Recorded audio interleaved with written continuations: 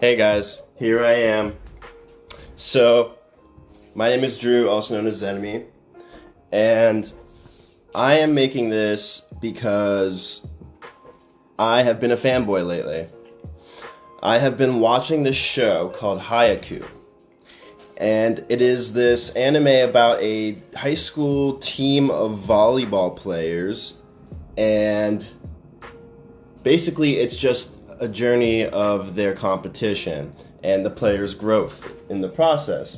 And so, since I've been competing in esports for over 10 years at this point, I found a particularly interesting about what they had to say to really get in the mind of volleyball players, because I've never given a single damn about volleyball in my whole life. Played it twice, maybe. And so it's really interesting to see something that you are not familiar with, combined with a mentality you are familiar with. Thank you, Jacob. Thank you guys for tuning in. Super awesome. So I did take a few notes, way more notes than I'm about to talk about, because I only have a few minutes. And so I just want to take away, I just finished season 2, so I want to go over some of the takeaways that I found then. So I wrote down 7 things that I want to talk about. The first is, you're a student of life. View opponents as teachers. And of course, in a volleyball sense, it's the other team, but opponents, per se, could be anything. It could be a new job, it could be a relationship, and not even like opponents like you're fighting against them, it's just you versus something else. You on one essence and something else on the other side. And so everything is the opportunity for a teacher, and a lot of you that are watching right now have played Smash, and I'm sure you guys have played and just played without thinking, and you don't really learn anything. You're just kind of passing time, which is fine because, it's a game. And so, but on the other side of that, you can learn something from every single match. And so it starts with noticing. You have to become aware of what you're doing and what the other person is doing.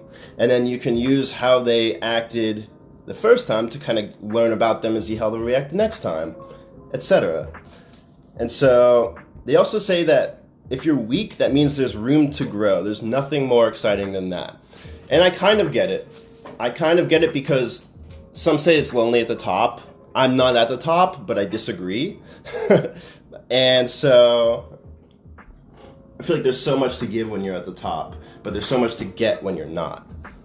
So, second thing is, you do not have to be the best. Do your best until you're satisfied. And actually, I had a Dove chocolate the other day, and I opened it up, and you know how they have the little quotes inside on the wrappers? It said, "Don't stop until you're proud." And I like that, because a lot of times in my life, I've stopped way before I was proud. And so that's a really good tip for pretty much anyone who doesn't have the experience of follow through.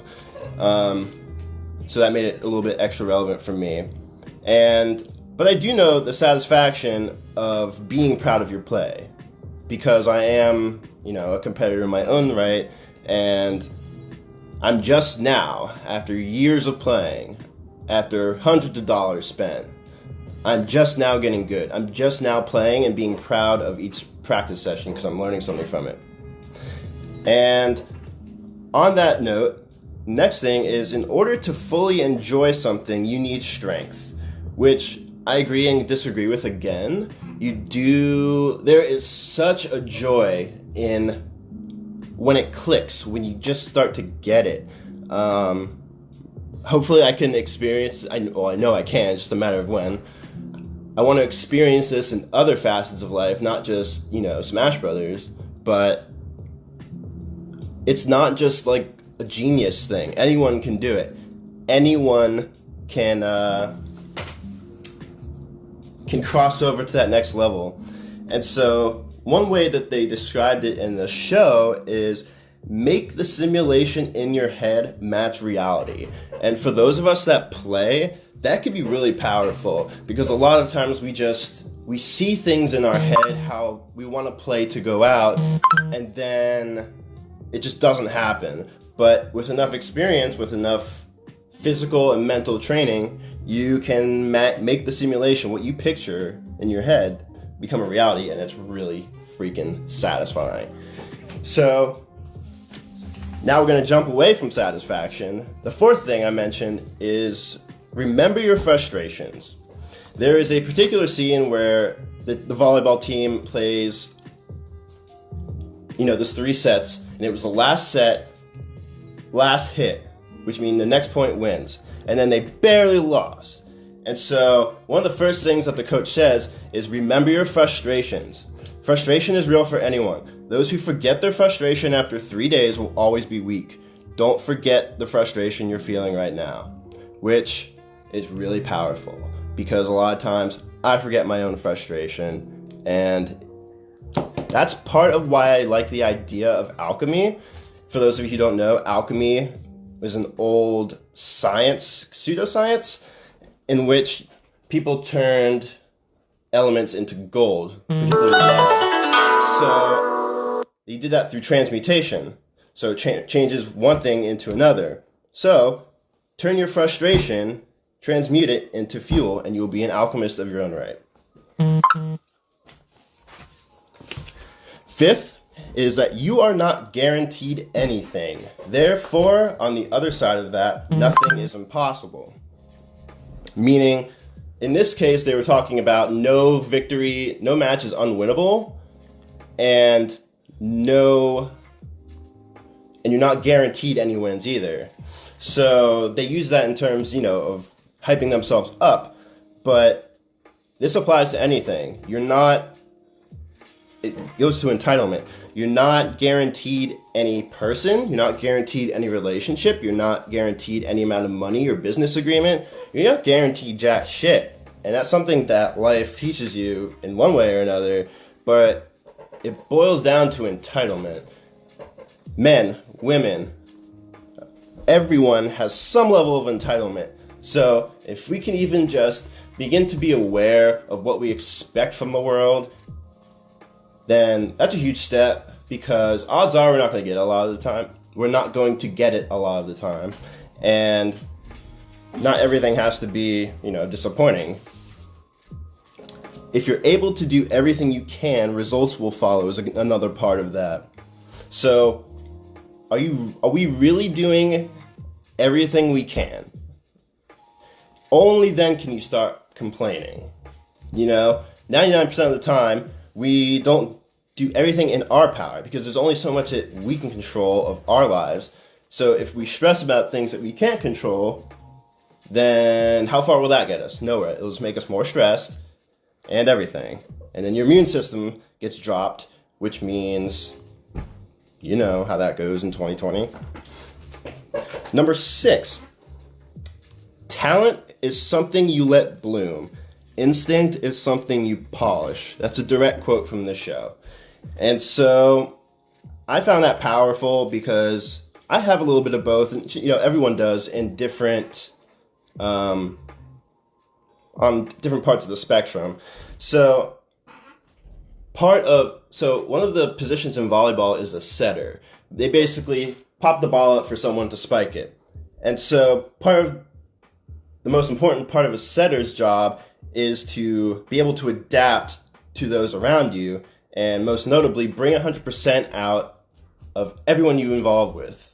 And even I want to be an entrepreneur, and that really stuck out, because if I can't bring the best out of my team, then what am I doing? What are we doing? So I know everyone's not going to be an entrepreneur, but no matter what you do, you can bring the best of someone right next to you, or someone that you care about that's not right next to you, or whatever, if you just take the extra minute to care. Shout outs to everyone in the chat. You guys are amazing. Colton, yes, Stoicism. For those who don't know, Stoicism is a philosophy based on ancient Greece, and it's really based around controlling your emotions and being in touch with yourself, with logic. In 2 sentences, that's how I describe it.